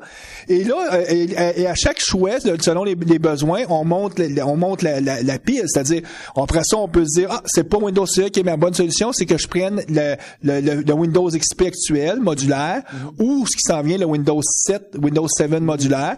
Et là, je vais vraiment m'asseoir sur un vrai système d'exploitation qui est, quand je dis vrai, sur un système d'exploitation générique comme ce qui est Windows, parce que Windows alors attention, parce que ce système Windows Embedded Standard, il est modulaire aussi. Ce qui veut dire qu'on n'installe pas le système d'exploitation sur la machine. On va avec un outil qui s'appelle Target Designer. Et qui pour la version Win 7 va changer et aura un autre nom. Mais avec cet outil-là, on a un catalogue. Donc c'est l'outil qui n'est pas dans Visual Studio. On va agréger les composants et fabriquer son système Windows. Et là, après, on va utiliser Visual Studio pour développer une application qu'on va mettre sur ce système d'exploitation. Mais on s'entend que le CLR, le runtime qu'on va mettre, c'est le vrai. Ça va être à l'époque, aujourd'hui, ce serait le 3.5, ou en tout cas le 2.0 ou le 3.5. 3.5 Service Pack 1, qui est disponible dans la dernière version de Windows tout à l'heure, Standard. avec Windows 7, ça sera le CLR 4. Et voilà. Et un truc très intéressant aussi, c'est qu'on va supporter dans la prochaine release, on va avoir une release de feature là dans pas longtemps sur Windows Embedded Standard 2009, où on va supporter le client profile de .NET, qui est en fait ce sous-ensemble de .NET qui est indépendant, et on va pouvoir le support pour les WinForms, un certain nombre de choses sur une empreinte mémoire beaucoup plus petite que les 120 et quelques mégas du framework .NET au complet. Mais oui, on a le framework .NET de Windows dans Windows Embedded Standard. Quand on travaille avec ça, on essentiellement, donc à ce moment-là, il n'y a pas de nouveaux projets qui apparaissent dans ton Visual Studio. Tu fais des projets WinForm ou des projets console. Tandis que quand tu fais du développement Windows CE, là, il doit y avoir un nouveau type de projet. Tu me dis que le Platform Builder, ça te permet de construire ton OS, mais après ça, quand tu veux faire l'application, c'est-tu directement dans Platform Builder ou? Alors, en fait, on va développer, ce qu'on va faire avec Platform Builder, c'est fabriquer l'OS et après on va fabriquer un SDK, le System Development Kit. Et de la même façon qu'on utilise un SDK quand on développe pour Windows, on le voit pas, mais il est là, il est installé en même temps que Visual Studio. Il a en fait tous les librairies, tous les fichiers de header en fait qu'on va utiliser quand on va développer, ou toutes les librairies. Mais à ce moment-là, je fais le SDK, mais c'est le bidule qui va démarrer, c'est quel genre de projet? Eh bien, on a des projets dits Smart Device, comme pour Windows Mobile en fait. Okay. Et quand on va avoir ce wizard en fait qui va s'afficher, on va choisir un projet Smart Device et là on va aller choisir le SDK qu'on va utiliser, et donc du coup on saura quelles sont les librairies qu'on peut utiliser. Et pendant le développement de cette application native, on parle du natif bien sûr, pour le manage c'est un peu différent. Donc pour l'application native, en s'appuyant sur ce SDK, quand on développe l'application, on ne pourra utiliser que les librairies qui sont disponibles sur le système qu'on a fabriqué. Parce que c'est juste ceux-là qui sont visibles. Exactement. Et pour .NET Compact Framework, on va développer une application de type, on va avoir un wizard de type Compact Framework.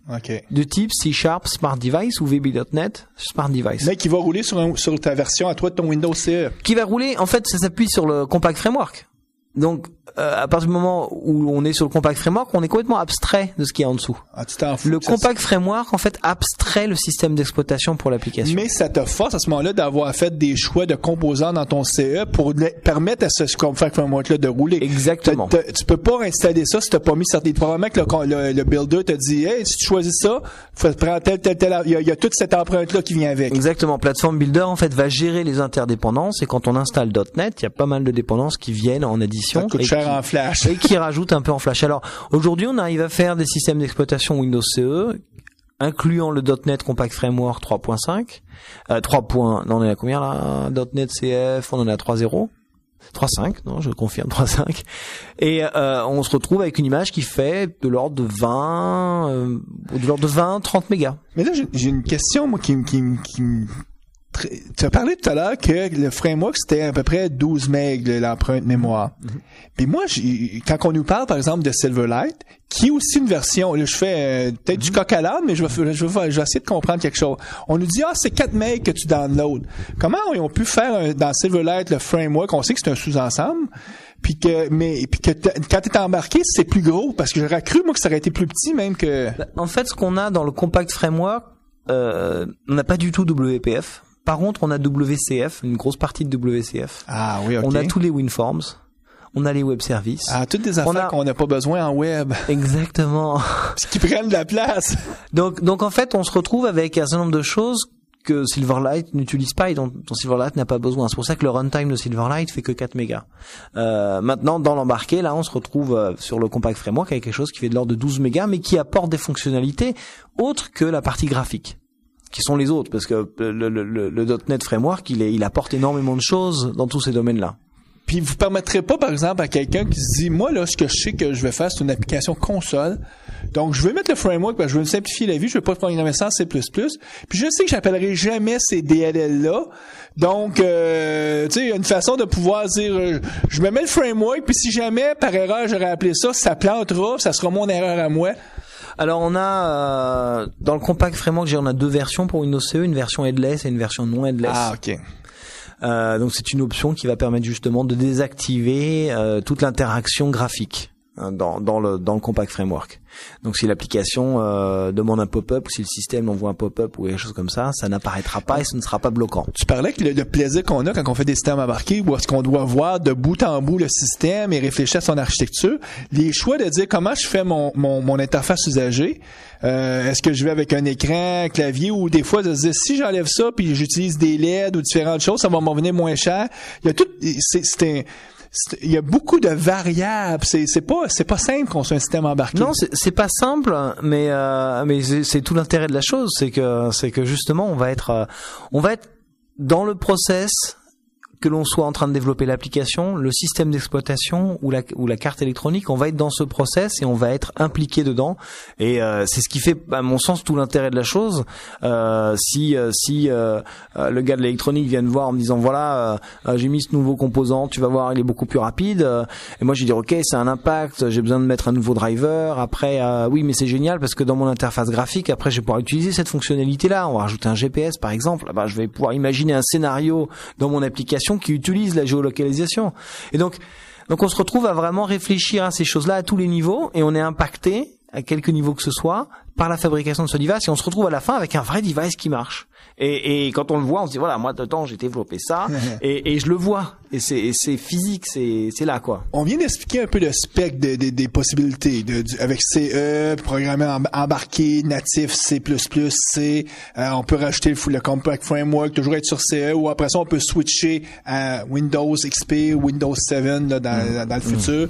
Puis à ce moment-là programmer directement avec le framework. C'est sûr qu'on pourrait aussi programmer en natif mais probablement. Alors, il y en a pas mal qui le font encore, hein, parce qu'on peut avoir par exemple besoin de la puissance d'un PC embarqué et puis de XP Embedded, mais par exemple on peut être headless.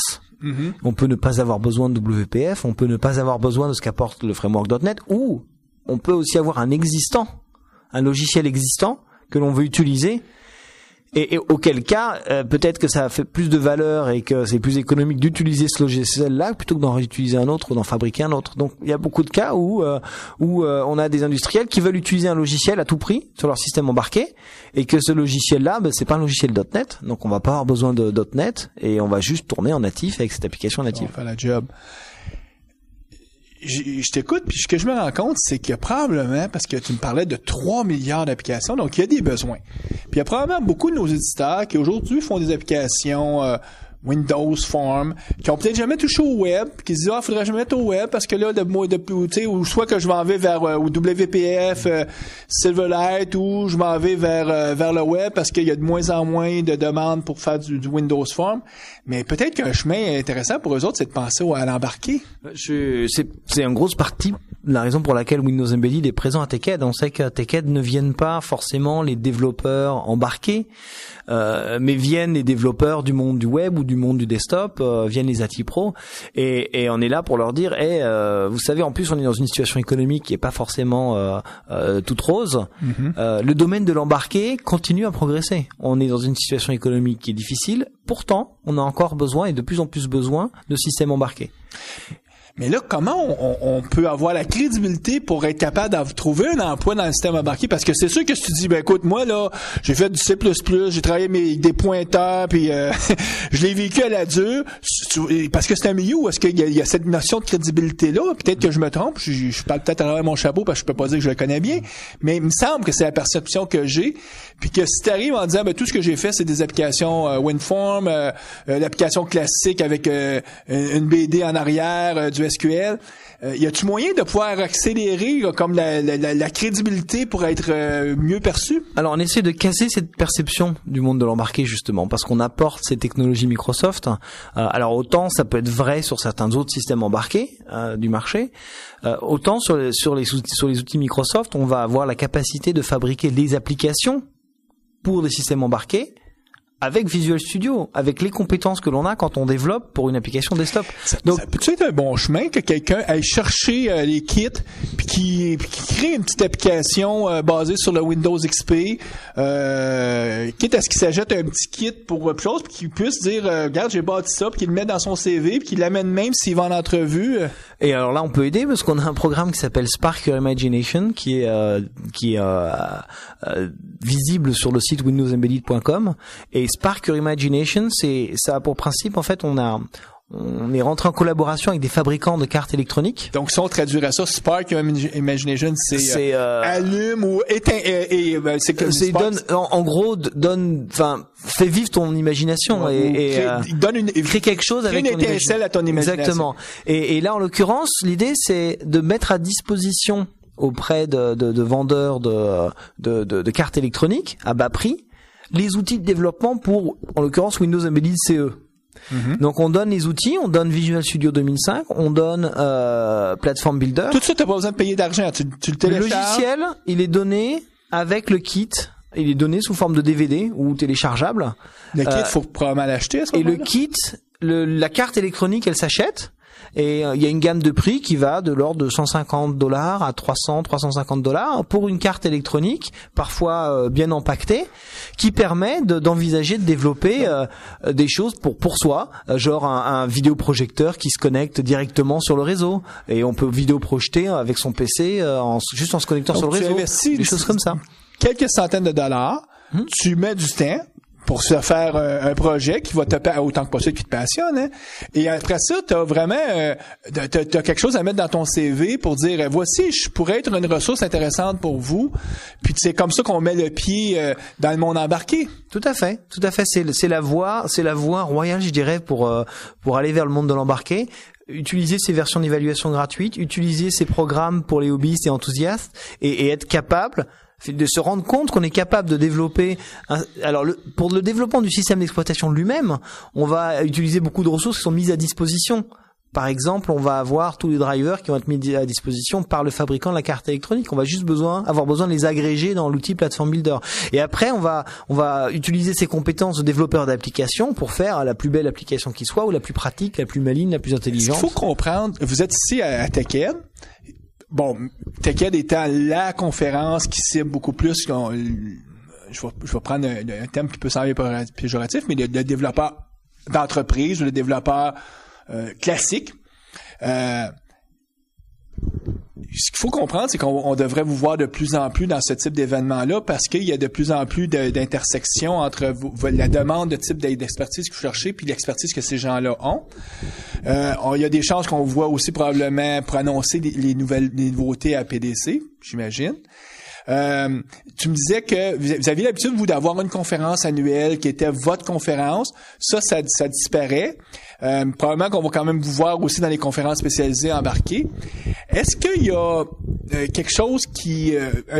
peut-être un feedback que nos éditeurs peuvent vous donner en vous disant oui, continuez à aller au TechEd, c'est là qu'on s'attend à vous voir, c'est là que nous on serait intéressés à vous voir, ou peut-être qu'ils vous donnent d'autres indications. On a complètement besoin de ce feedback, on est en train de le rechercher, on est en train de faire une campagne d'études en ce moment à TechEd où on interviewe les gens, on leur demande quel type de contenu ils veulent, quel est le niveau de technicité de ce contenu qu'ils recherchent, est-ce qu'ils seraient intéressés par tel type de produit, tel type de session sur tel type de produit. Alors, je pense que ce vers quoi on s'oriente, c'est des sessions qui seront plutôt du contenu qui sera plutôt de l'introduction dans les événements comme TechEd, en disant voilà, ça c'est Windows Embedded, ça c'est les outils pour développer dans l'embarqué. Un podcast comme on fait aujourd'hui. Exactement. Et c'est ce qu'on fait là. On a un track de 15 sessions et en 15 sessions on peut pas couvrir tout l'embarqué, on va juste faire de l'introduction. Et en fait, on s'attend à ce que les gens sortent de là en ayant une petite idée, en se disant ah oui, mais peut-être que moi ça va pas bien dans ma boîte en ce moment, ça pourrait être intéressant d'aller là, c'est marrant, c'est sympa. Autant je croyais que l'embarqué c'était barbant, c'était compter les bits pour pouvoir faire un système, autant je me rends compte que je peux utiliser Expression Blend quand je suis designer pour faire une interface pour mon contrôleur de robot. Je ne savais pas que je pouvais le faire et je me rends compte que je peux le faire. Donc il n'y a pas de raison que je trouve pas un boulot dans ce domaine-là, et surtout que c'est un domaine qui est en pleine croissance. Je disais les 3 milliards de devices pour l'année 2010. Malgré 3 milliards, 3 milliards en une année. Ce sont des chiffres différents. Et ça me semble mais évident que vous avez manqué de développeurs. On en manque, on en manque et en fait, on en manque, mais le fait d'avoir cette compatibilité, d'utiliser les mêmes outils, fait qu'en fait, il y a un réservoir infini de développeurs. On les voit ici. Et encore mieux, il n'y a pas que les développeurs, il y a aussi les IT pros. Parce que je parlais de Windows Embedded Server. On a de plus en plus souvent besoin de serveurs ou de bases de données dans ces systèmes distribués embarqués. Et aussi, on a de plus en plus besoin d'accéder à ces terminaux embarqués qui sont de plus en plus connectés et intelligents depuis un réseau d'entreprise. Et on a besoin éventuellement d'utiliser des outils comme SCCM pour manager, pour provisionner ces terminaux embarqués. Et on est en train d'intégrer les parties clientes de ces outils-là dans nos systèmes embarqués aujourd'hui. C'est une grande chaîne qui a des magasins à travers le monde. C'est une problématique probablement même plus complexe peut-être même que une grande entreprise qui a des postes de ses utilisateurs à travers le monde, parce que là c'est le cœur de ton industrie, c'est une grande chaîne alimentaire qui vend qui des je sais pas moi des si ça marche pas, c'est la survie de ta compagnie que tu mets en danger. C'est de plus en plus vrai aussi si tes PC marchent pas pour tes employés, mais donc on est vraiment, je pense qu'on a vraiment tout ce qu'il faut pour offrir des nouvelles opportunités à ces gens-là qui sont peut-être dans une situation telle qu'un marasme économique actuel peut provoquer, inquiets pour leur emploi, inquiets pour le futur, et là ils se retrouvent avec mais j'ai des compétences et je peux les utiliser dans ce domaine-là qui est en pleine progression, qui est le futur. Si on parle du futur, qu'est-ce que tu peux nous parler qui s'en vient, en tout cas de choses que toi tu vois qui vraiment pour toi tu dis hey, regardez ça va être hot, ça va être cool, puis que avec que tu peux partager avec nous. Alors on a différents domaines dans lesquels on travaille en ce moment qui sont très intéressants. Je suis en contact direct avec les équipes d'architecture et de développement dans le groupe Windows Embedded. Donc je participe à toutes ces réunions-là, je donne mon avis, et en fait, on a pas mal de choses qui arrivent, qui sont très intéressantes. On est en train de combler le retard qu'on peut avoir sur certaines features ou certaines technologies, comme tout ce qui est interface graphique, moteur de rendu, faire en sorte que, disons-le franchement, faire en sorte qu'un téléphone Windows mobile ait le même look and feel qu'un iPhone ou potentiellement quelque chose d'aussi bien, voire de mieux. On a la capacité, on a les technologies chez Microsoft pour le faire. Maintenant, il faut les mettre en application. Et il y a un marché pour ça aujourd'hui, donc ça va arriver, c'est sûr. On a aussi donc pour Windows Embedded CE, faut s'attendre à ce que la prochaine version, elle ait des nouvelles features pour tout ce qui est rendu graphique. Faut s'attendre à ce qu'elle ait du support pour la gesture, par exemple. Est-ce qu'on va interagir avec les terminaux embarqués différemment? Oui, il y a beaucoup de gens qui me disent je regarde ça l'iPhone, ça a l'air cool développé pour l'iPhone. Mais si tu connais déjà la plateforme Microsoft puis tu décides d'aller vers CE, il y a des fortes chances que tu fasses des choses qui vont être sur des technologies, en tout cas des bidules qui vont ressembler à des iPhones. Exactement. Et en fait, aujourd'hui, c'est une plateforme Donc Windows CE, c'est une plateforme. Le fait est que quand on fabrique un device Windows CE, il est unique. Donc on n'a pas l'aspect générique qu'on peut avoir avec Windows ou Windows Mobile, mais on a la possibilité en tant que fabricant de publier un SDK, de publier une plateforme de développement comme l'a fait Apple avec l'iPhone. Il faut penser à ça aussi, c'est que l'iPhone c'est un device. Donc on peut très bien imaginer un fabricant de terminaux qui va décider d'un nouveau type de terminal, qui va décider que ce terminal c'est une plateforme ouverte. Il va publier le SDK et les développeurs vont prendre le SDK, prendre Visual Studio Express, l'installer dedans et développer pour ce terminal. Donc la monétisation, elle pourra se faire via un marketplace que ce fabricant de terminal va mettre en place lui-même. Et donc en addition à son terminal embarqué, il va vendre du service. Dire que à quelque part la finalité de Microsoft, c'est toujours fournir des plateformes, c'est que à une échelle peut-être moindre, on peut devenir son propre Apple. Tout à fait. Tout à fait. Je pense que c'est une belle image. C'est une belle image. En terminant, Olivier, est-ce que tu as un blog, un livre, quelque chose que tu veux partager avec nos éditeurs, ce qui peut être en lien avec l'embarqué, j'imagine? Alors oui, j'ai un blog moi-même personnellement, c'est clair, qui est mettre le lien. Voilà, blogs.msdn.com/oblock. Mike Hall, qui est l'architecte des systèmes embarqués, a aussi le sien. Donc on va mettre le lien aussi. On va mettre les liens aussi. Il y a pas mal de littérature qui a été édité récemment sur Windows CE, sur le développement de systèmes d'exploitation et d'applications pour Windows CE, qui sont assez intéressants. On peut trouver toute cette littérature sur le site windowsembedded.com. Donc on va mettre le lien. Et je pense que il y a ces programmes comme Spark Your Imagination. On a fait un concours il y a pas longtemps. Il a fait beaucoup d'émules. Beaucoup de gens sont venus, ont participé à ce concours. J'étais un des juges et j'ai vu des super projets. Le thème c'était la maison du futur. Imaginez la maison du futur. Et les participants ont déposé des projets et on a fait un concours en plusieurs rounds jusqu'à ce qu'ils réalisent leurs projets. On leur envoyait des plateformes électroniques, des kits Spark gratuitement pour qu'ils fabriquent leur idée, leur projet. Et on s'y retrouve avec des trucs qui sont très très proches d'un produit commercialisable. Mm-hmm. Et ils ont fait ça en quelques semaines, eux-mêmes, dans leur garage. Il y en a un qui a fabriqué, le gagnant, il avait fabriqué un dispenser de médicaments avec un petit écran tactile. Il était capable avec un lecteur de code barre, de prendre toutes les informations sur la boîte d'un médicament. Donc, il savait à quelle personne dans la maison était ce médicament-là. Ouais. De placer le médicament dans un petit socle. Et à une heure donnée, on se retrouve avec une LED qui s'allume, un signal sonore qui dit voilà, un tel doit prendre tel médicament. Et on lui indique avec une LED quelle boîte il doit prendre, la quantité. Il voit sur l'image le dessin de la pilule pour pas qu'il se trompe. Si c'est par exemple une vieille personne, elle peut se tromper dans les médicaments. C'est quelque chose qui arrive très très souvent. Et bien là, elle se retrouve avec une image du médicament qu'elle doit prendre, la quantité, et c'est l'appareil qui va lui dire quand il faut le faire. Puis donc moi je vois tout de suite tous les endroits où est-ce que sont où restent vraiment les personnes âgées. Donc eux, il y en a plusieurs là qui c'est pas juste quand t'es dans une maison t'as une seule personne, la logistique devient assez simple, mais si t'en as 25. Voilà, et il faut imaginer autre chose, c'est que ce système embarqué, il a une connexion à Internet. Donc il peut très bien se connecter à un service web et dire et communiquer avec ce service web et dire voilà, je suis arrivé à la fin de cette boîte de pilules, il me faut un refill. Est-ce que l'ordonnance elle est toujours à jour ou pas? Et le refill arrive tout seul parce que on sait qu'on arrive au bout du truc et que le device a déterminé qu'on arrivait au bout du récipient et qu'il fallait un refill de ce médicament-là. Et donc il va arriver tout seul sans que la personne ait besoin de faire quoi que ce soit.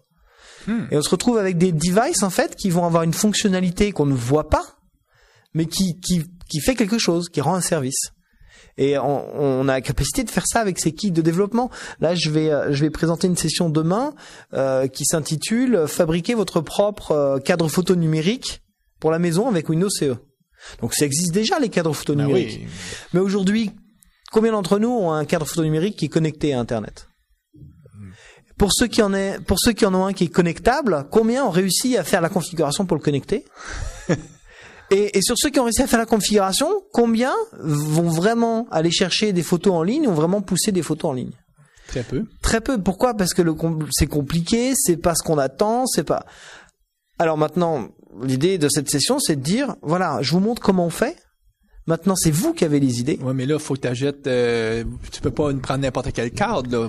On peut prendre, j'ai une plateforme là qui coûte, on peut pas prendre n'importe quel cadre photo qui existe parce qu'on n'aura pas les ressources pour développer dessus. Mais on peut aller acheter un kit Spark. Il y en a un qui s'appelle le Gumstick, qui est qui est très marrant parce que c'est une carte modulaire. On va rajouter des couches pour rajouter de la connectivité, rajouter un certain nombre de choses dessus. Et on se retrouve avec quelque chose qui va être tout petit et qui va pouvoir contrôler un écran, un petit écran LCD. On se retrouve avec un cadre photo numérique, une connectique Ethernet ou Wi-Fi. Et là, on développe son propre logiciel sur Windows CE pour ce device. Et là, le cadre photo numérique, libre cours à l'imagination. Finalement, dès que t'es un peu patenteux, au Québec, on a cette expression-là, patenteux, ou en tout cas, dès que t'aimes ça, avoir les mains dans le cambouis, comme tu disais, vous pouvez vous reconnaître. Il y a ceux qui nous écoutent qui disent, hey, moi, ça m'intéresserait, ça. Vous avez peut-être déjà les aptitudes pour faire des systèmes embarqués. Mais je pense que et j'espère les surprendre demain, les gens qui vont venir à ma session, parce qu'ils sont capables de le faire, ils ne le savent pas. Et ils sont les premiers à râler que ce cadre photo numérique, il est nul parce qu'il marche pas, et qu'ils aimeraient bien pouvoir avoir le cadre photo qui est juste posé sur le buffet de la grand-mère, et eux uploader les photos chez eux sur un site web pour que la grand-mère ait les photos en direct chez elle.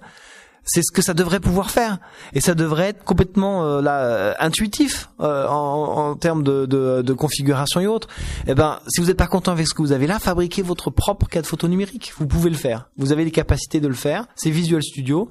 Fabriquez le système d'exploitation. On vous explique. C'est marrant à faire en plus. Et vous n'êtes pas en train de faire un contrôleur de bras articulés robot, donc vous n'avez pas besoin d'aller dans les couches temps réel et tout ça. Tu fais quelque chose qui est même utile pour toi. Voilà. Et en plus de ça, on peut envisager plein de choses. Peut-être ce cadre photo numérique, au final, il va pouvoir aussi afficher une webcam dynamiquement. Il va pouvoir éventuellement avoir un ou deux capteurs, un capteur de lumière par exemple. Sur cette démonstration-là, on va la faire évoluer avec un collègue en mettant un petit capteur de lumière. Et quand on va passer la main devant, ça va changer la photo. Donc des petits gadgets comme ça, très faciles à faire, et qui finalement rendent ce device sympa, utilisable, et après on a une nouvelle idée, et ben on va prendre son Visual Studio et on redéploie l'application avec cette nouvelle fonctionnalité. Écoute Olivier, j'ose espérer que tu as donné le goût à certains de nos auditeurs d'explorer le monde embarqué. On a le lien pour, on le rappelle, mais on va le mettre là, c'est Windows Embedded. WindowsEmbedded.com. Puis on te remercie encore. Pour plaisir de te rencontrer à une autre Merci occasion. Mario. Et quand on aura des nouveautés, pas de problème, ça va te faire plaisir. Assistez aux rencontres de la communauté .NET Montréal afin de parfaire vos connaissances des technologies.net et afin de faire du réseautage. Pour l'agenda des rencontres, veuillez consulter le www.netmontreal.com. .NET Expertise est un réseau de consultants indépendants et experts dans les technologies Microsoft.net. N'hésitez pas de consulter un de nos experts en visitant le www.net-expertise.com. Guy, à ce stade-ci de l'émission, on discute des actualités. Au niveau développement, j'ai vraiment rien. Il n'y a pas eu d'annonce, quoi que ce soit. À part la sortie de Bing, le nouveau moteur de recherche. Oh, non, pas un moteur de recherche, un engin décisionnel de Microsoft. C'est comme ça que Microsoft positionne maintenant leur engin de recherche. On se cachera pas que c'est un produit qui cherche à compétitionner l'engin de recherche Google. Oui, mais d'une façon un petit peu différente, je pense. Oui, parce que l'approche, en tout cas, de Microsoft, c'est, oui, ils nous donnent, tu sais, si on fait une recherche, ils nous donnent la fameuse liste, là. Mais aisément, on peut avoir une certaine... En tout cas, juste en passant notre curseur, ça, on est capable de voir, par exemple, l'information qu'on verrait si on cliquerait. Et il y a une certaine structure d'information qui nous est présentée, d'où pourquoi le terme engin de recherche décisionnel. Moi, j'ai fait l'essai. En premier, j'étais un peu sceptique, comme beaucoup de monde. Puis j'ai un de mes bons amis, Eric Renaud, qui dit, il dit, Mario, moi, je l'utilise, puis je suis en train de me laisser convaincre. Puis je dis, si Eric est en train de se laisser convaincre, il y a peut-être quelque chose là. Puis effectivement, là, je l'ai activé, ça fait maintenant 6-7 jours que j'utilise Bing. Puis moi aussi, je suis en train de me laisser convaincre. Puis 2 raisons.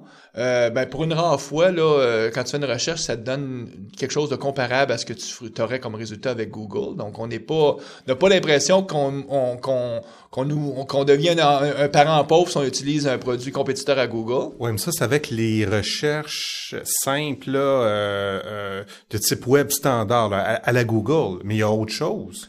L'autre chose, moi, j'ai pas... effectivement, l'autre chose, c'est que il va te montrer maintenant ça dépend de la droite, la gauche, ça dépend dans quelle position on se place, mais tu vas avoir une zone où est-ce que tu vas avoir une hiérarchie donc, si, disons, je recherchais le mot architecture, là, il pourrait me montrer bâtiment, logiciel, donc je peux comme filtrer aisément pour aller rechercher plus cibler ma recherche. Donc, sans avoir forcément à taper un mot supplémentaire. Donc, c'est vraiment Ouais, ça c'est un aspect intéressant. Puis aussi, quand on fait des recherches pour des vols en avion.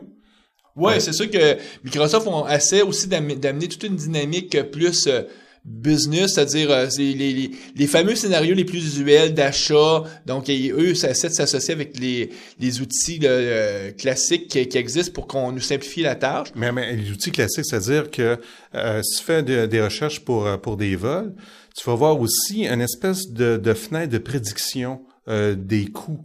Donc, par exemple, pour les prochaines semaines, par exemple, ils vont estimer les coûts selon le marché. Est-ce que le coût de ton vol devrait baisser, augmenter, tout ça? C'est quoi les chances, puis finalement, que tu payes moins cher dans 2 semaines, 3 semaines, 4 semaines? Là, c'est quelque chose finalement d'intéressant, là. Oui.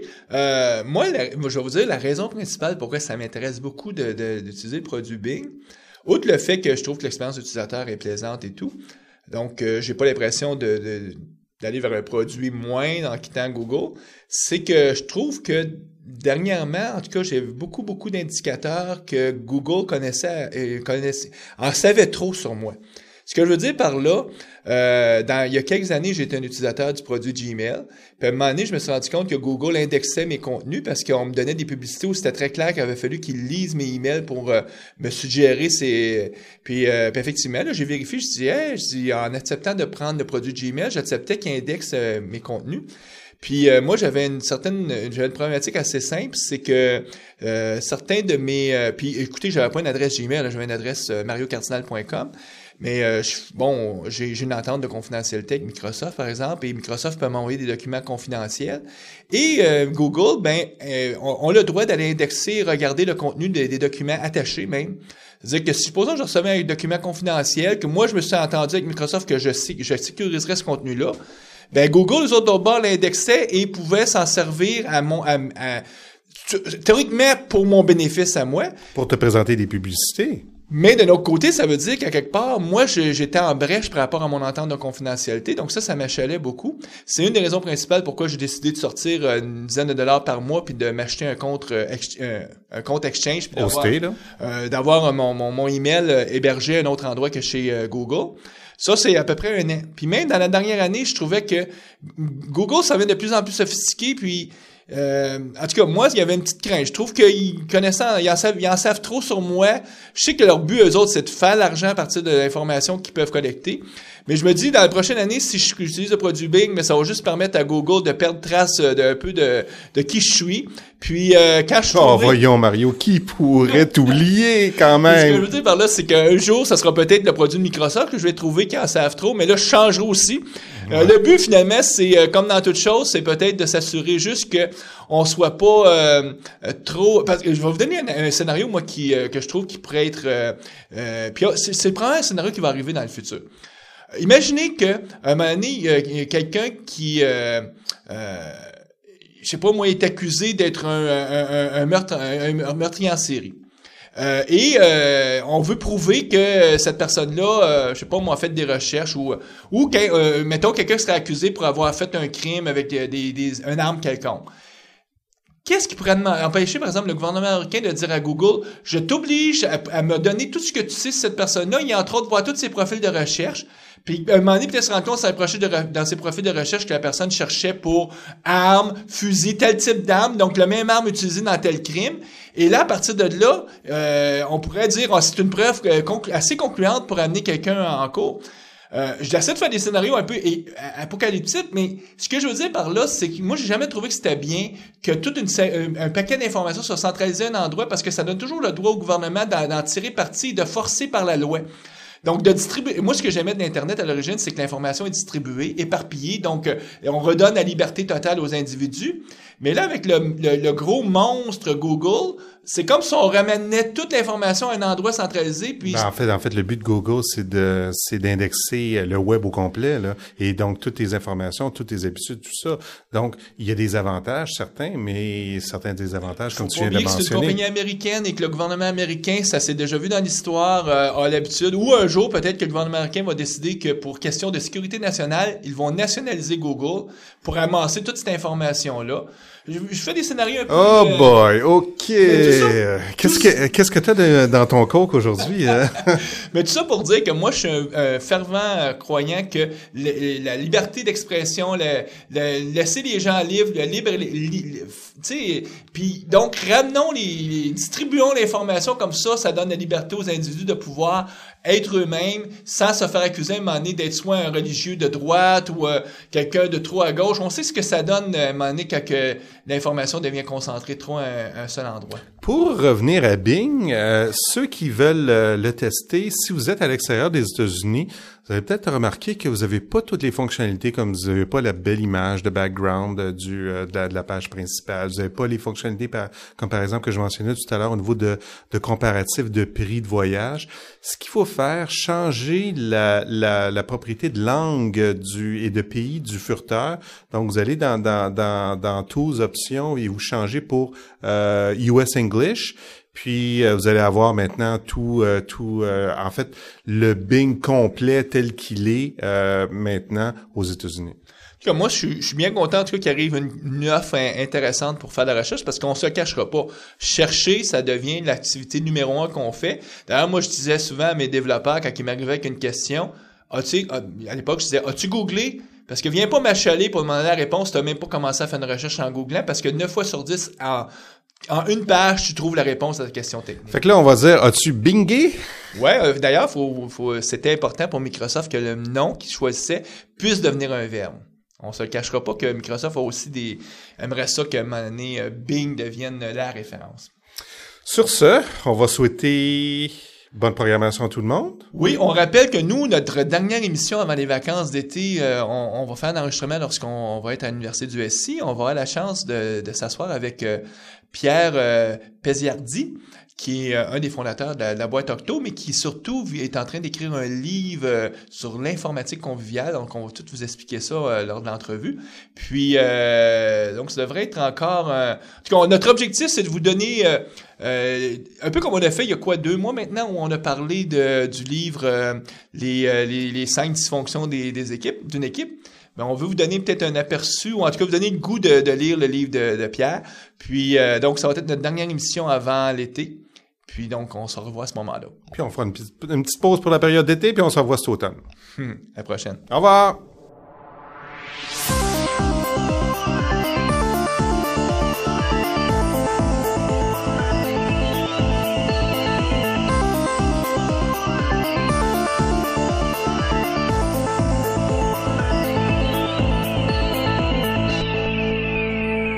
Visual Studio Talk Show.